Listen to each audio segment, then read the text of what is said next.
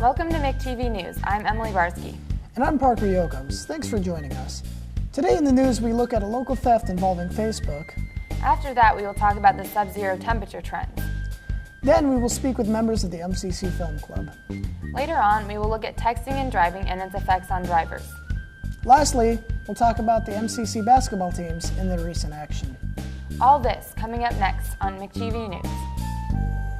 Come join Heart of Iowa Big Brothers Big Sisters for their annual fundraiser Bowl for Kids' Sake on March 1st and March 8th at the Totem Bowl in Marshalltown. You and a team of friends can have fun while raising money for local children in need of mentors. Every dollar donated to Big Brothers Big Sisters is used to match a caring adult with a child who is in need of a mentor. Heart of Iowa Big Brothers Big Sisters is a non-profit United Way agency. Contact Big Brothers Big Sisters to sign your team up by February 21st and join the fun. In early January, a local Marshalltown family came home from a pleasant vacation to an unpleasant surprise. Their home had been broken into and several items were stolen. The items later resurfaced on Facebook's Marshalltown for Sale group. Police traced the items back to Timothy Nelson, age 25, and determined he had broken into the homes. He was then charged for third-degree burglary, which is a Class D felony. Officers then found Thomas Marson, age 31, had cashed 3 checks belonging to one of the victims. He was charged with forgery, a Class D felony, and second-degree theft, also a Class D felony. In other news, Marshalltown has recently experienced its fair share of frigid temperatures. For more on that story, we'll go to Jesse Gale. Recently, Marshalltown has been seeing a great deal of sub-zero temperatures, so I have went around to see how everyone is faring during this mini ice age. Temperatures in Iowa between October 1st and January 21st represent the 9th coldest for the period in the last 121 years. Due to the cold temperatures, the ground has begun to freeze deeper than normal, making water pipes more likely to freeze or break, which have caused problems in Waterloo and Iowa City. Unfortunately, it seems the cold weather is not done yet. Climatologist Harry Hilliker says Iowans should be prepared to endure more of these record cold temperatures. Between 2/3 of the winters that started out colder finished colder than normal. Local Marshalltown residents also felt the cold. Well, the winter weather this year has been extremely difficult for everyone, and I know that I'm getting really tired of it because it seems like it's below zero about every day, and you got to bundle up and wear all kinds of clothes, so it's a real pain this winter. Well, for the slippery roads, I actually think it's not that bad. It's actually kind of fun sometimes, so I kind of like that. Temperatures, however, I really don't like. I think it's quite awful that it's... You know, you just deal with them. I've lived in Iowa my whole entire life, so I really feel pretty good about them. You dress warm, you dress in layers. That's about all you can do. So after hearing about all these issues from many people, it is very clear to see that very few people like winter. Reporting from McTV News, this is Jesse Gale. Thanks, Jesse. Hopefully the temperatures warm up soon. Marshalltown Community College's film club has been hard at work creating a film for its peers to view. Now over to Jenny. Here at Marshalltown Community College, there are several students interested in filmmaking. I got a chance to sneak a peek at what they've been working on. Students are busy brainstorming, writing, and shooting scenes for a student film project. The MCC Filmmakers Club is open to all college students, according to club president John Stanish. Anybody at all can join Film Club, even if you're not a broadcasting major specifically. We have plenty of roles open for people to be actors, actresses, or even just to help behind the scenes, like setting up lights and stuff like that. The club does not receive college credit, but students really enjoy the opportunity to be creative and work on a project that can be really fun and a great learning experience. I joined the film club because I'm wanting to pursue a career in directing and producing movies and films.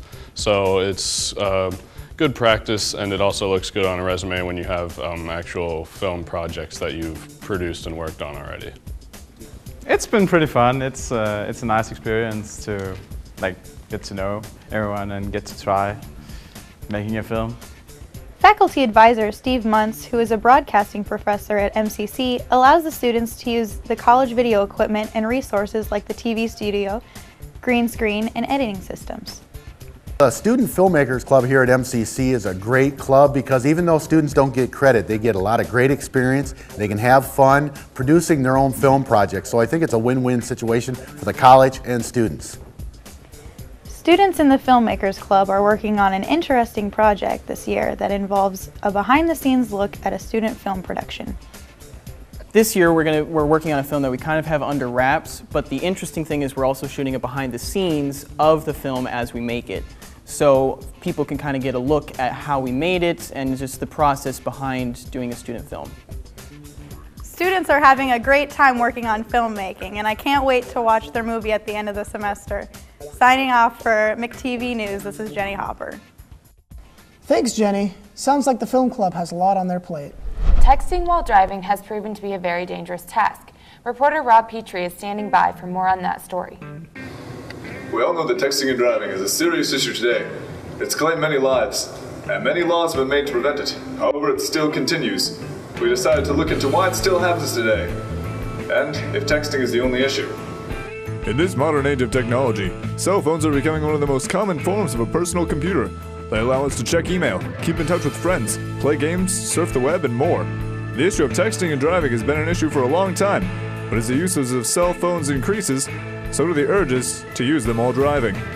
Why is it that people keep using their cell phones, regardless of the laws making it illegal, and the countless stories of people killed by distracted drivers? We took some time to ask some different students why they always use their cell phones, and whether or not they use them while driving. Yes, I do text and drive. Why do you text and drive? Because I don't like to feel unconnected. Why do you choose to do so, even though you know it puts innocent lives in danger?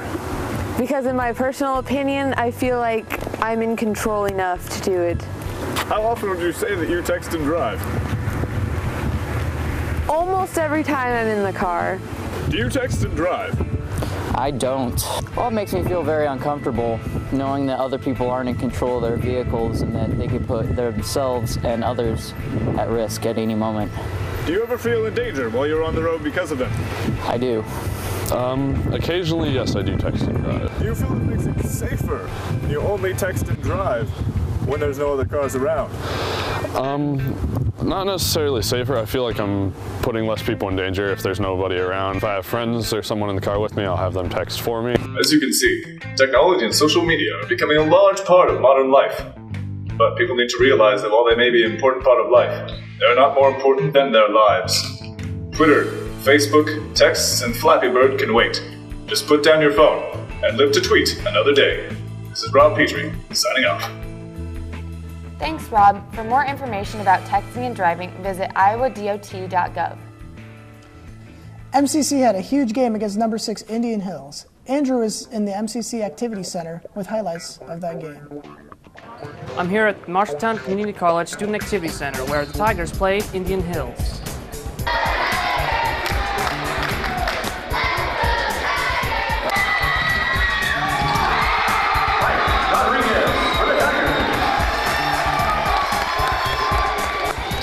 There was a huge crowd at the game tonight as number 6 Indian Hills proved to be a challenge for the Tigers. Indian Hills got off to a fast start with a suffocating full-court press.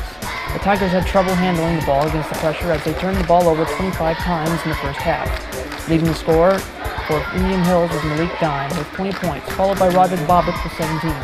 The Tigers were led in scoring by Mike Rodriguez with 20 points, followed by Troydell Carter who chipped in 15 points. Jamal Gatali added 11 points for the Tigers.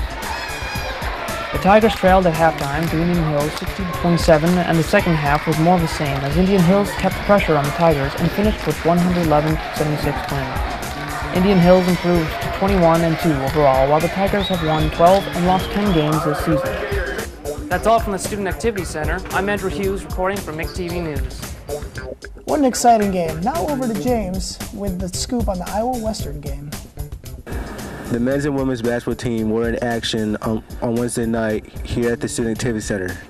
It was a run-and-gun type of night in the men's game versus Iowa Western. For the second consecutive game, Marshalltown had to play a ranked team. The men's game featured two teams that were hungry for a win. Unfortunately, the Reavers came out on top 81-60. It was a night of cold shooting for the Tigers as they connected on only 26% of their shooting and ended up 4 for 23 from three-point range. Mike Rodriguez led the Tigers once again with 25 points. Tordell Carter struggled with his shooting but ended up with 11 points. Deshaun Munson led the Reavers with 24 points. Shaquille Calhoun added 12 points for the Reavers, and David Bowie had a good night for the Reavers with a double-double off the bench. The Tigers fell to an overall record of 12-11, while the Reavers improved to a record of 20-4 on the year.